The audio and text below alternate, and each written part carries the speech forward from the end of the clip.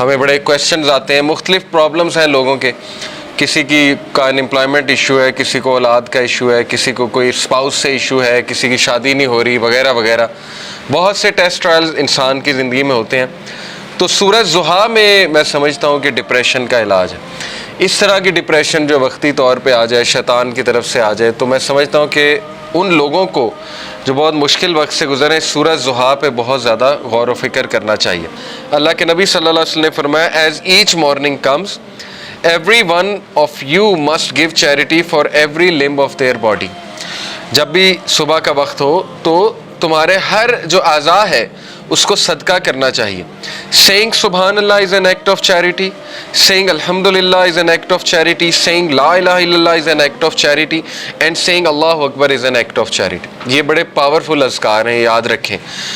سبحان اللہ، الحمدللہ، لا الہ الا اللہ، اللہ اکبر، اس کو ہمارے معاشرے میں ظاہر ہے چوتھا کلمہ بھی کہتے ہیں۔ بہرحال تو یہ ایک حدیث میں بھی آتا ہے کہ یہ جو اذکار ہے نا، یہ دجال جب آئے گا تو اس کے دور میں مومن کی خوراک ہوگی، جب فیمن کا دور ہوگا تو یہ مومن کی خوراک ہے یہ ذکر۔ تو بہرحال یہ اللہ کے نبی نے کہا یہ سارے الفاظ چیریٹی ہیں۔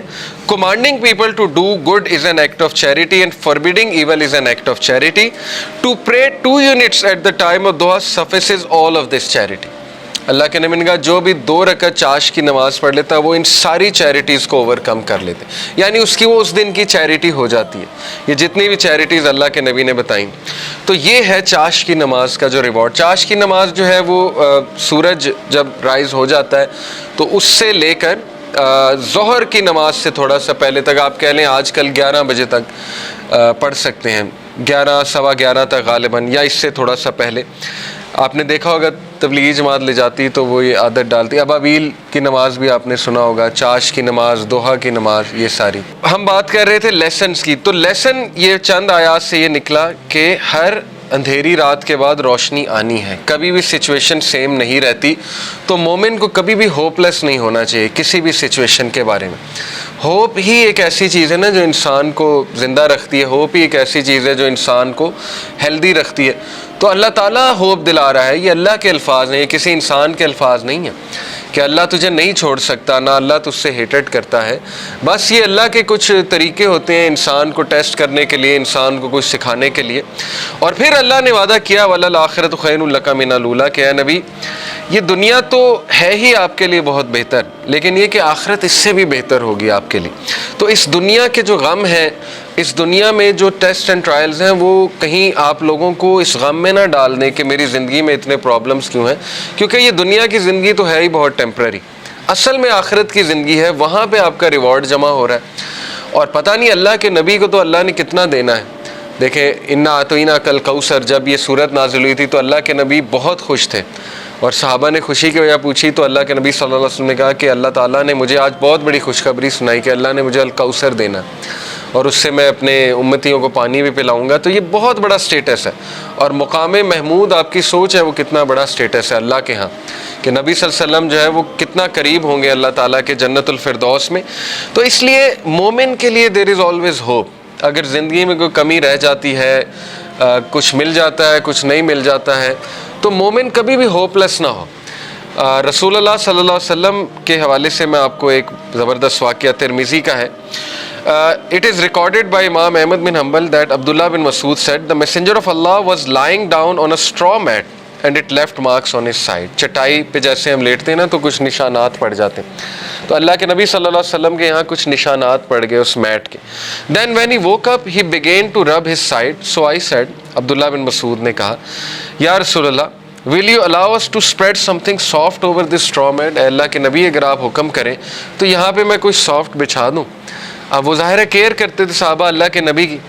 He said I have nothing to do with this world. میرا اس دنیا سے کیا لینا دینا۔ The parable of me and this world is like a rider who rests in the shade of a tree, then he passes on and leaves it. میری مثال ایسے ہے کہ جیسے ایک رائڈر کی مثال ہوتی ہے کہ جو چل رہا ہوتا ہے اور کچھ دیر کے لیے اس نے ریسٹ کرنا ہوتا ہے کسی شیڈ کے نیچے، ٹری کے نیچے، تو وہ بس ریسٹ کرتا ہے اور اس کے بعد اپنی جرنی پہ چلتا ہے۔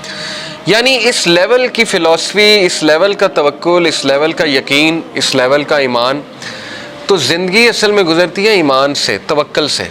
یہ بلڈ کرنا چاہیے بچوں کا. اگر آپ نے کچھ بلڈ کرنا ہی ہے اپنا تو سب سے زیادہ ٹائم اس پہ لگائے. حق الیقین.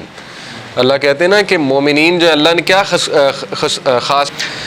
تو سورۃ ضحیٰ سب سے پہلی بات مکہ میں ریویل ہوئی. اس کا تھوڑا سا بیک گراؤنڈ بتا دیتا ہوں. میں چاہوں گا آپ لوگ اس کو پڑھیں بھی تفسیر کے ساتھ. بیک گراؤنڈ اس کا یہ ہے کہ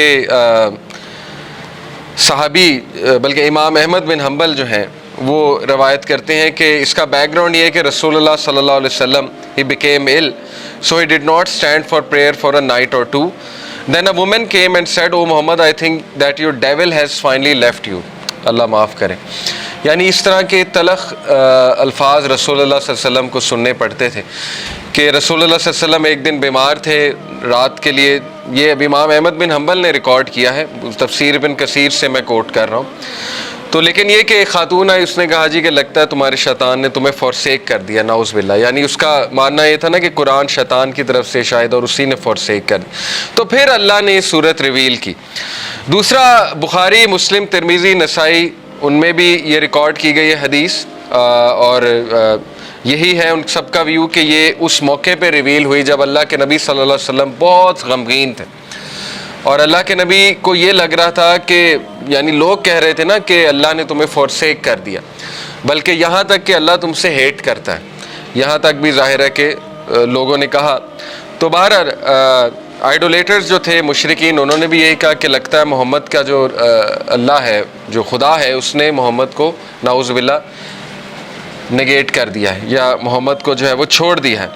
تو یہی ہے شروع کے الفاظ سورہ ضحیٰ کے. پڑھتے ہیں اعوذ باللہ من الشیطان الرجیم, بسم اللہ الرحمن الرحیم.